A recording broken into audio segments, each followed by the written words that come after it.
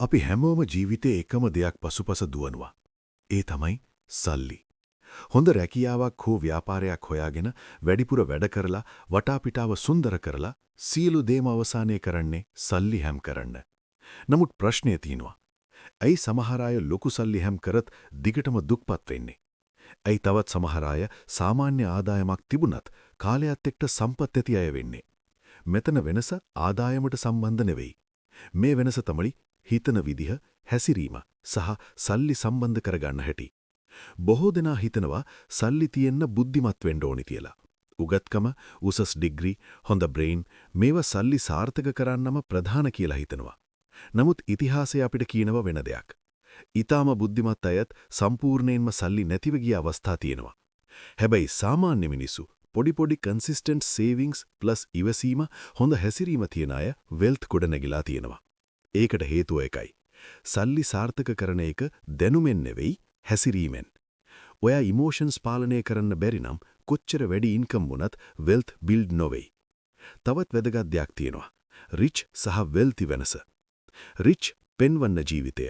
Luxury වාහන, branded phone, expensive lifestyle. Wealthy කාටවත් නොපෙනෙන සේවිංග්ස්, ආයෝජන, ලොංග් ටර්ම් සිකියුරිටි. ලක්ෂ ගණනක් වටිනා වාහනයක් ගත්ත කෙනා රිච් වගේ පේනවා.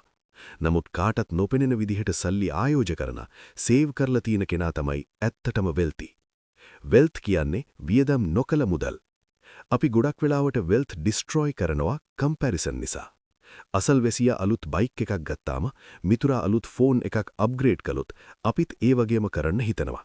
ඒ වෙලාවේ අපි සතුට ගැන හිතනවා. නමුත් අනාගත ෆිනෑන්ෂල් ෆ්‍රීඩම් ටික හිමි වෙනවා.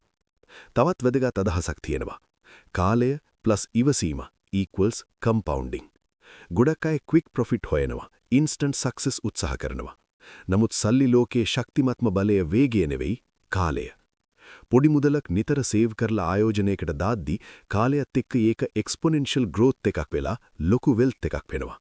මේක මැජික් වගේ. ඉවසීම තියන අයට විතරයි ප්‍රතිඵල ලැබෙන්නේ. ගොඩක් අය සක්සස් ඇචීව් කරන වෙලාවේ බිගස්ට් මිස්ටේක් එකක් කරනවා. ආදායම වැඩි වුණාම ලයිෆ්ස්ටයිල්ලත් වැඩි කරනවා. ආදායම වැඩි, එක්ස්පෙන්සස් වැඩි, සේවිංග්ස් 0. බාහිරට ලයිෆ් එක අප්ග්‍රේඩ් වෙලා පේනවා. නමුත් ඇතුලෙන් ෆයිනෑන්ෂල් ස්ට්‍රෙස් වැඩි වෙනවා. සම්පත් බිල්ඩ් වෙන එක ඉන්කම් වැඩි වුණාම නෙවෙයි, එක්ස්පෙන්සස් කන්ට්‍රෝල් කළාම. තවත් සත්‍යයක් තියෙනවා. සක්සස් ස්ටෝරීස් බලද්දී හાર્ඩ් වර්ක් විතරක් පෙන්වෙනවා. නමුත් ලක් සහ රිස්ක් ජීවිතයේ කොටසක්. හරි අවස්ථාව, හරි මිනිස්සු හමුවීම මේවා අපිට කන්ට්‍රෝල් කරන්න බෑ. ඒ නිසා සක්සස්ෆුල් වුණාම අහංකාර වෙන්න එපා. මනි ගැන වැරදි අදහසක් තියෙනවා. අපි හිතන්නේ මනි equals luxury lifestyle. නමුත් ඇත්තේ ෆ්‍රීඩම්. කැමති වැඩ කරන්න පුළුවන් වීම. අකමැති වැඩ අත්හැර දීම.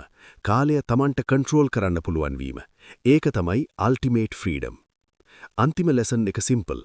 සල්ලි හැම් කරන එක ස්මාර්ට් ගේම් එකක් නෙවෙයි. ඒක බිහේවියර් ගේම් එකක්. ඔයා අර්න් කරන ප්‍රමාණය නෙවෙයි, ඔයා රිටේන් කරන ප්‍රමාණයයි ඔයාගේ අනාගතය තීරණය කරන්නේ. අද පටන් ගන්න පොඩි ඩිසිෂන් එක හෙට ලොකු ෆිනෑන්ෂල් ෆ්‍රීඩම් එකක් වෙන්න පුළුවන්. ඒ නිසා සල්ලි පස්සේ දුවන්න එපා. සල්ලි හැන්ඩල් කරන විදිහ වෙනස් කරන්න. එතකොට ජීවිතේම වෙනස් වෙනවා.